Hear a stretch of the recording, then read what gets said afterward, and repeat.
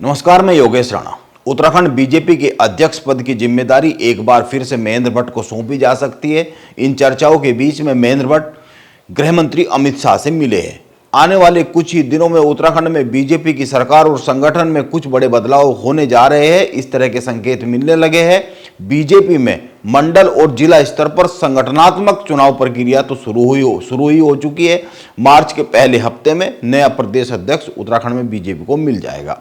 धामी मंत्रिमंडल में फेरबदल को लेकर भी फिर से सुगबुगाहट शुरू हुई है।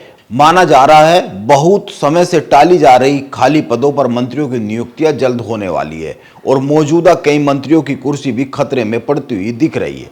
माना यह भी जा रहा है फरवरी माह में धामी सरकार अपने मंत्रिमंडल का विस्तार करने जा रही है, जिसमें कई नए चेहरों को मौका मिलेगा। किस किस को मौका मिलेगा, इस पर तो कयास लगाए जाते रहते हैं, बीच बीच में मीडिया में खबरें आती रहती है अनुमान के आधार पर। लेकिन सवाल यह है, क्या उन मंत्रियों की सरकार से छुट्टी हो सकती है, उनको बाहर का रास्ता दिखाया जा सकता है जिनके विभागों पर बार बार भ्रष्टाचार और घोटालों के आरोप लग रहे हैं। कुल मिलाकर बात यह है, आने वाले विधानसभा चुनाव को ध्यान में रखते हुए बीजेपी में बदलाव की चर्चा शुरू हो रही है।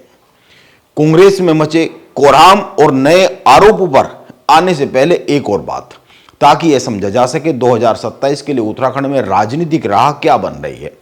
उत्तराखंड में मुख्यमंत्री की कुर्सी संभालने के बाद पुष्कर सिंह धामी ने बीजेपी का और खुद का जो राजनीतिक कद है वो लगातार बड़ा किया है। बीजेपी हर चुनाव में अच्छा प्रदर्शन कर रही है, लेकिन राजनीति में आप जहां पर खड़े हुए हैं, जो अचीव कर चुके हैं, वहां पर बहुत देर तक खड़े रहा नहीं जा सकता है। राजनीति में हमेशा कोई ना कोई नैरेटिव, कोई ना कोई मुद्दा या कोई ना कोई गति बनी रहनी जरूरी होती है।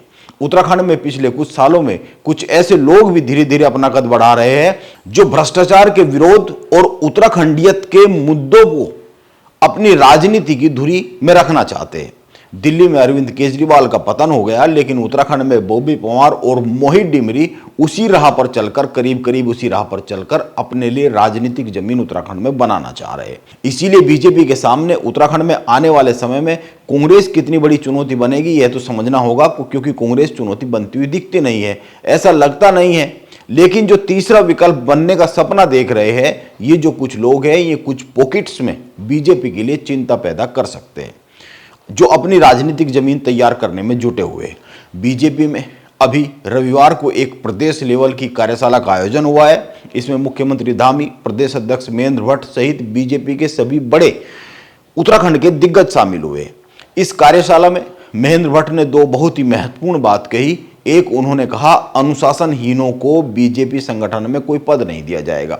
इसके साथ ही जो बीजेपी छोड़कर गए हैं उन लोगों को वापस नहीं लिया जाएगा, जो निर्दलीय चुनाव जीत गए हैं या फिर जो निर्दलीय चुनाव जीते भी नहीं है, यानी कि जिन लोगों का पार्टी से निष्कासन कर दिया गया है, उनकी बीजेपी में वापसी नहीं होगी। एक तरफ बीजेपी संगठन को अनुशासित रखने के लिए कड़े कड़े नियम बना रही है और दूसरी तरफ कांग्रेस में कोट द्वार से टिकट बंटवारे को लेकर एक नई ही कहानी सामने आ गई है।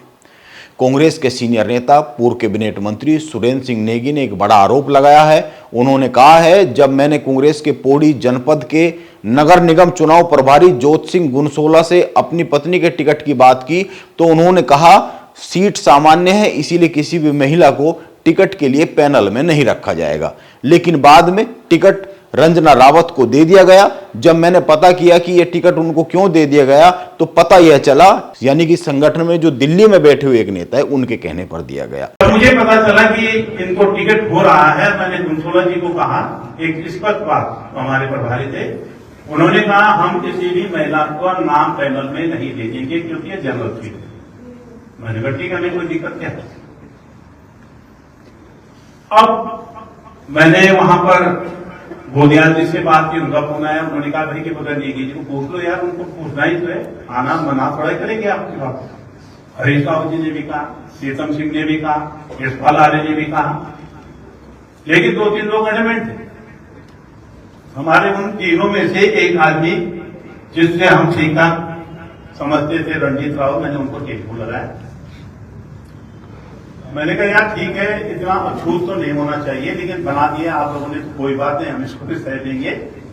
लेकिन एक बात पूछना चाहता हूं कि ये ऐसा कैसे हुआ। उन्होंने कहा, एक केंद्रीय नेता का नाम लिया कि उन्होंने कहा कि मैं आपसे एक ही टिकट मांग रहा हूं, जो शब्द रणजीत राव ने मुझे किया, वो ये टिकट मांग रहा हूँ गुरुद्वार से उनको दीजिए, इसलिए भाई हमको। मैंने कहा ठीक है। मैं ज्यादा देर इंतजार नहीं करता, मैंने उस नेता को फोन कर दिया। उस समय मैं यहीं पर था। इत्तेफाक की बात है, मैं और मेरी वाइफ हम लोग किसी शादी में जाने वाले थे, यहाँ पर भी एक शादी थी। मैं यहाँ पे अटेंड करके बाहर निकल रहा था, तब तक वो नेता से मेरी बात हो गई। मैंने कहा ब्रदर, क्या आपने ऐसा कहा कि भाई एक मात्र टिकट मांग रहा हूं, आपको देना होगा? रहने नहीं देगी जी, मैंने ऐसा कैसे कह सकता हूं? कहना होता है, ये होता है। सुरेंद्र सिंह नेगी ने यह बड़ा आरोप लगाया है।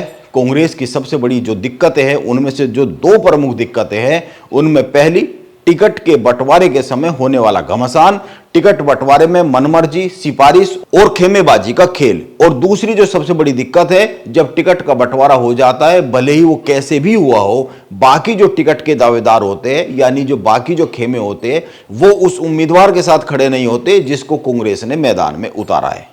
कोर्ट द्वार में यह दोनों ही दिक्कत सामने आती हुई दिख रही है और बार बार इसकी पुनरावृत्ति उत्तराखंड में कांग्रेस में होती हुई दिखती है।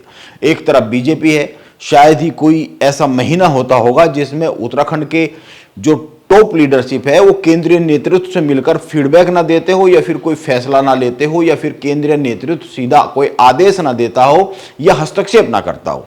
लेकिन कांग्रेस में ऐसा होता हुआ दिखता नहीं है। इसीलिए कहा जा सकता है बीजेपी समय की मांग और समीकरणों की जरूरत के हिसाब से बदलाव की ओर बढ़ रही है, जबकि कांग्रेस कलह के नेक्स्ट लेवल पर जाती हुई उत्तराखंड में दिख रही है। बाकी रही बात बीजेपी के नए प्रदेश अध्यक्ष की, तो देखते हैं अमित शाह से महेंद्र भट्ट की मुलाकात क्या रंग दिखाती है। नमस्कार, मैं योगेश राणा।